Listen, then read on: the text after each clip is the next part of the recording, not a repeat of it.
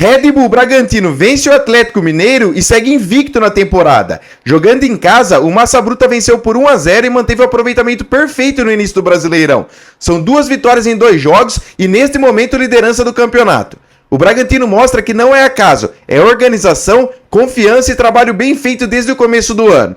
Do outro lado, o Atlético Mineiro segue sem vencer na competição. Depois do empate na estreia, veio mais um resultado que aumenta a pressão. O time até tentou reagir, mas esbarrou em decisões erradas, pouca efetividade e um adversário mais seguro. O ponto central desse jogo não é o placar mínimo, mas o contraste entre os dois times. Um que sabe o que quer no campeonato e outro que ainda procura respostas. O Bragantino aproveitou o fator casa, controlou o jogo e confirmou mais 3 pontos. Já o Galo sai com alerta ligado logo nas primeiras rodadas. Campeonato é regularidade e quem tropeça cedo costuma pagar o preço lá na frente. Se o Red Bull Bragantino mantiver esse nível, entra de vez na briga. Se o Atlético não reagir rápido, a cobrança só vai aumentar. E aí, esse Bragantino é candidato real ou é cedo para cravar? Segue o perfil para ficar por dentro das principais notícias do futebol e não perder nada do que acontece nos campeonatos. Flamengo e Internacional empataram no Maracanã e seguem sem vencer no Brasileirão.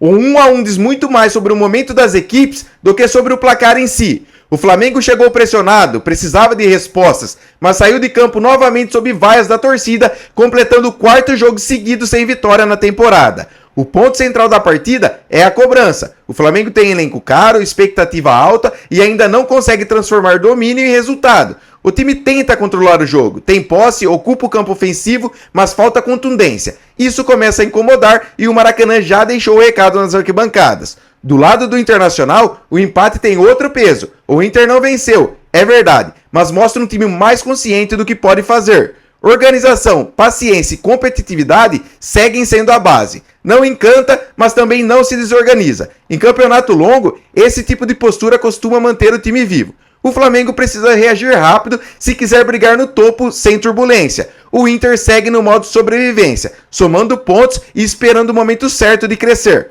Hoje, quem sai mais pressionado é o time da casa. E você, vê esse Flamengo pronto para disputar o título? Segue o perfil para ficar atualizado com as principais notícias do futebol todos os dias. Santos e São Paulo empataram na Vila Belmiro em um clássico que refletiu muito bem o momento dos dois times no início do Brasileirão.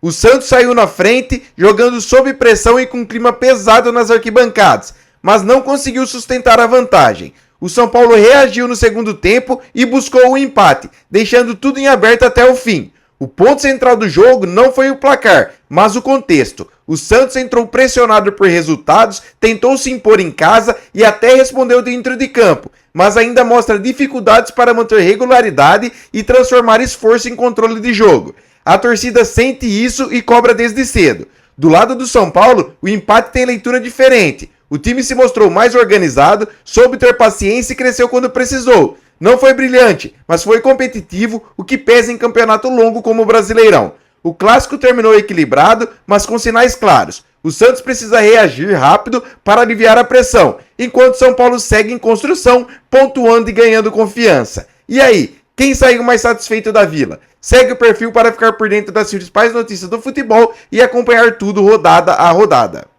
Remo e Mirassol empataram no Mangueirão em um jogo que parecia resolvido, mas terminou frustrando a torcida paraense.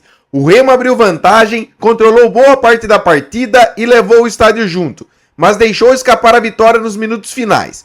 O 2-2 muda completamente a leitura do confronto. O ponto central do jogo é a queda de intensidade. O Remo começou forte, aproveitou o fator casa e mostrou competitividade, mas não conseguiu sustentar o ritmo até o fim. Em campeonato longo, esse tipo de erro custa caro, principalmente jogando diante da própria torcida.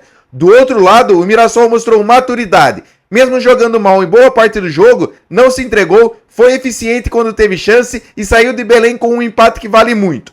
O time segue pontuando e já aparece no G4, mostrando que não está no Brasileirão a passeio. O empate deixa sentimentos diferentes. Para o Remo fica a frustração por deixar a vitória escapar em casa, para o Mirassol o resultado tem peso positivo e mostra força competitiva. Se o Remo não aprender a fechar os jogos, vai seguir sofrendo. Se o Mirassol mantiver esse nível, pode surpreender no campeonato. E para você, esse empate foi lucro ou prejuízo? Segue o perfil para ficar por dentro das principais notícias do futebol.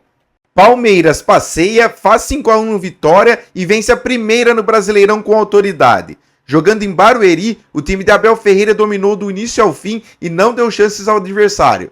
A goleada não foi só um placar elástico, foi demonstração de força, organização e resposta rápida depois do começo irregular na competição.